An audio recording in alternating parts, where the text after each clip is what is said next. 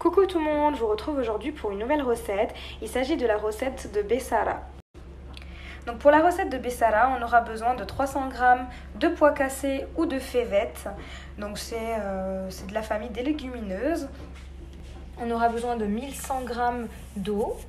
Au niveau des épices, on aura besoin de sel. Donc ici j'ai choisi du sel rose d'Himalaya. Vous pouvez très bien utiliser du sel blanc. Une cuillère à café de paprika.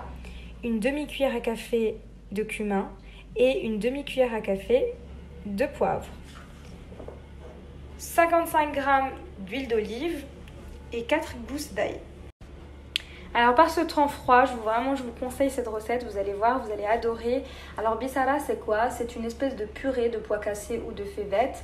On peut l'apprécier soit justement en purée ou alors un peu plus liquide et dans ces cas-là c'est une espèce de soupe moulinée qu'on peut retrouver dans le nord de l'Afrique, donc au Maroc, en Algérie, en Tunisie, mais également en Égypte. Allez, c'est parti, première étape de cette recette. On rince bien les pois cassés, ici à l'aide du panier cuisson. Pour l'étape suivante, on met ici notre 4 gousses d'ail. Donc ici, moi, je ne les ai pas coupées en deux pour retirer le germe, tout simplement, puisque c'est de l'ail frais. Donc dans l'ail frais, on ne trouve pas de germe, étant donné qu'ils n'ont pas eu le temps.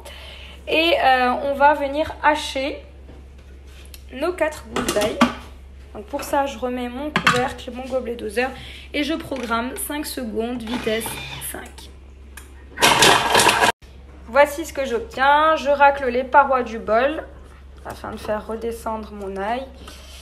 Donc c'est vraiment une recette très facile quand on n'a pas le temps, qu'on rentre du boulot, qu'on ne sait pas quoi faire. Alors aussi, autre précision, moi je n'ai pas trempé mes pois cassés. Je sais que certaines personnes d'office font tremper les pois cassés ou les févettes. Moi, je ne le fais pas. Non plus pas pour les lentilles, je le fais seulement pour les haricots blancs. Donc ensuite, on rajoute nos pois cassés, notre huile d'olive, nos épices.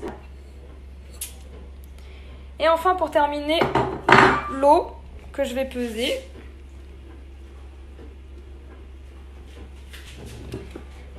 Donc comme dit, il n'y a vraiment pas beaucoup d'étapes. Quand on est pressé, c'est vraiment une recette superbe à faire. En plus, avec ce froid qui commence. Voilà, je continue à mettre mon eau jusqu'à 1100 g approximativement. Voilà. Maintenant, je remets mon bol sans le gobelet doseur puisque je vais le remplacer par mon panier cuisson. Et c'est parti pour le programme. Dans un premier temps, je programme 30 minutes, température Varoma, vitesse 1. Bon alors pour Momo, il vient de finir. Donc maintenant, je vais goûter mes pois cassés, s'ils sont bien cuits, bien assaisonnés, auquel cas je rectifie l'assaisonnement. Et si vos pois cassés ne sont pas cuits, on va prolonger la cuisson. Alors pour moi, l'assaisonnement est parfait. Par contre, je trouve que ça manque un peu de cuisson. Donc pour ça, je vais prolonger encore 10 minutes. Toujours température Varoma. Et vitesse 1. Nos 10 minutes supplémentaires de cuisson sont passées. Donc à nouveau, je goûte. Voilà, donc maintenant pour moi, tout est OK. Donc goûtez vos pois cassés. N'hésitez pas à prolonger la cuisson si nécessaire, étant donné qu'on n'utilise pas les mêmes marques de pois cassés. Donc là, on va passer au mixage. Donc pour moi, je vais mixer pendant 15 secondes. Vitesse 10. Voilà ce que j'obtiens, une belle purée. Donc là, je vais servir immédiatement. Et donc, on sert avec de l'huile d'olive, du paprika et du cumin. Voilà.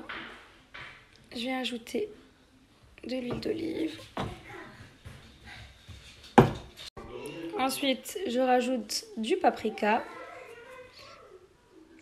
et un peu de cumin, donc selon les goûts. Et voilà.